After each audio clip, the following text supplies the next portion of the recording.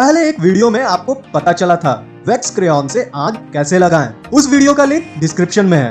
पर जब तेज हवा चल रहा हो तब आग जलाना बहुत बड़ा चैलेंज हो जाता है। अगर आप कैंप फायर कर रहे हो या पिकनिक में हो और आपके पास अंडे का कैरेट हो तब आप एक सर्वाइवल ट्रिक यूज कर सकते हैं। अंडे के कैरेट को आधा मोड़ लें, उसके अंदर सूखी छोटी झाड़ियां टहनियां डाल दें और उसे बंद करके बाहर से इस तरह जला दें। आप देखकर हैरान हो जाओगे कि आग बहुत जल्दी और अच्छी तरह से जल जाएगी। पर अगर आपके पास अंडे का कैरेट ना हुआ तो इसके बारे में मैं आगे किसी वीडियो में बताऊंगा।